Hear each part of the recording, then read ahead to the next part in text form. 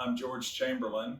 I'm with the Center for Responsible Seafood, and I'm here in Dhaka, Bangladesh, speaking to two of the founders of the Bangladesh Shrimp and Fish Foundation and also founders of the shrimp farming industry in general in Bangladesh.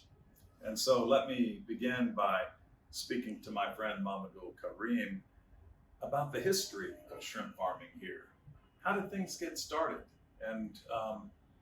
And how did the Bangladesh Shrimp and Fish Foundation get started? Shrimp farming actually started as a very crude method, and initially people did not culture shrimp as only for shrimp only. It was a kind of mixed type of crop, and then gradually the people learned to stock only shrimp post larvae and then culture shrimp. I see. And then was that in the 70s or 80s? When did It was early 70s. Okay. And then as the business began to grow and people began to process the shrimp and export it, I suppose that's when the Bangladesh Shrimp Foundation was formed? Yes, and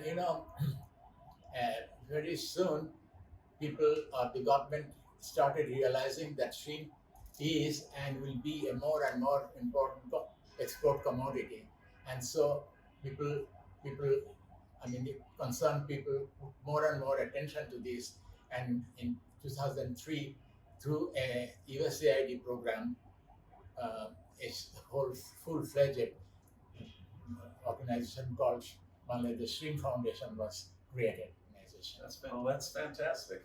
So, Mr. Huq, Mahmoud, I wonder if you could tell us about where the industry is now. Bring us up to the present. Actually, you see, the industry didn't develop as an integrated industry. The shrimp industry, when you say, you should have, main focus on farming with forward linkage with processing and backward linkage with hatchery and other inputs. But here, it was really, segregated, isolated. When they invested so much on processing, so we have got excess capacity. They've got more than 100 tons of installed capacity for processing. Whereas again, for the hatchery, we have still 55 hatcheries, more than 55 hatcheries, and they could not generate enough demand for the PLs because farming was not developed. Modern farming. And I suppose the disease issues were a problem too. White spot came through.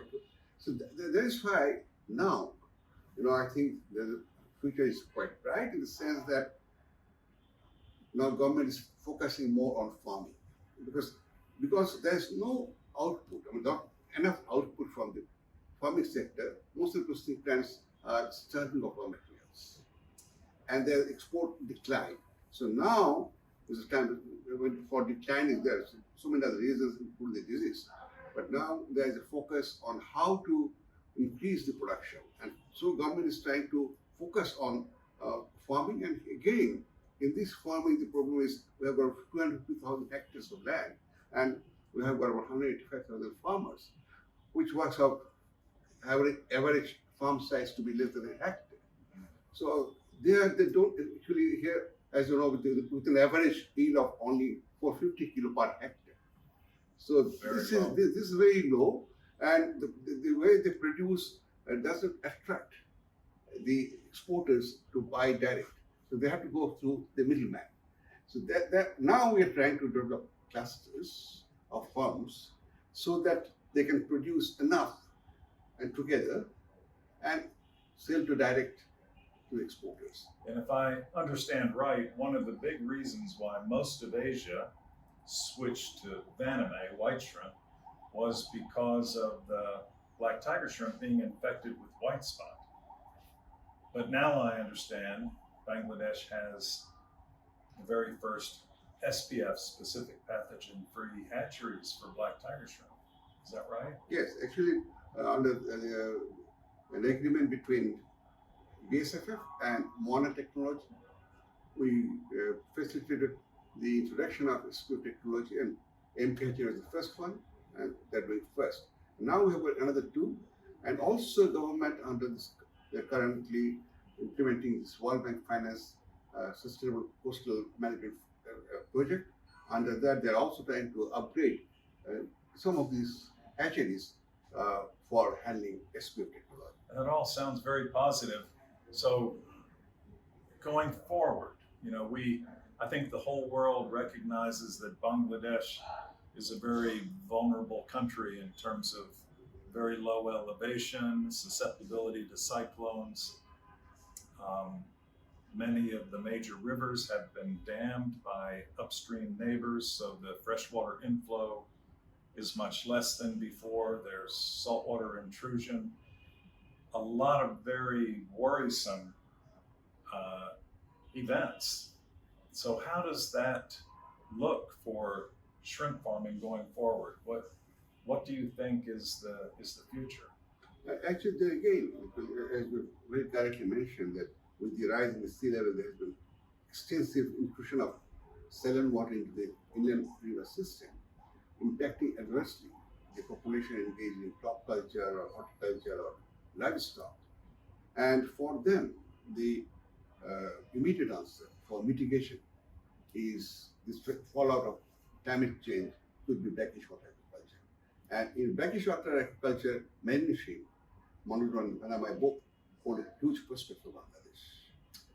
So turning lemon into lemonade. So although there's going to be loss of fresh water production, there's a big opportunity to capitalize on more brackish water culture.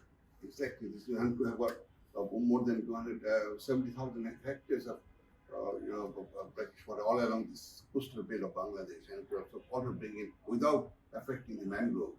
We can go for further production, and besides that, can also diversify the production basket by going to sea bass, which is already farming in a traditional way, then mud crab, and also I think there's a huge prospect for seaweed. Yes. So, Dr. Karim, any last thoughts? You must be very proud to have been one of the very first instigators of shrimp farming, with very first demonstration projects for getting shrimp included in land planning within the government. Now, what do you see for the future? I see very bright future. Now, on the one hand, this global warming definitely is going to adversely impact on our many fields of our economic activities. But on the other hand, we can actually there may be a coping up efforts, and then we can increase certainly our brackish water aquaculture, particularly shrimp culture, which is high priced, and tremendously increase the production, provided we can take very well formulated, well planned culture approach. Yes, these are things that I think you've been thinking about for a long time. Maybe the world community is just beginning to focus on this issue, but I believe you've written about this maybe 10 years ago. Is that right? That's right. Yes.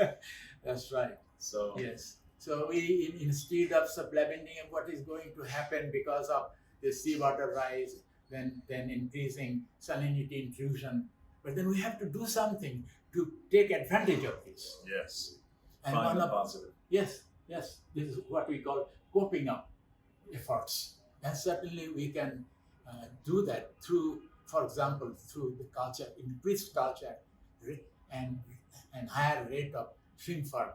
That certainly will can tremendously benefit the economic development of this country. Well, thank you very much, Dr. Karim. Such a pleasure to see you again, my old friend. And Mahmoud, it's a pleasure to see you too. Thank you very much.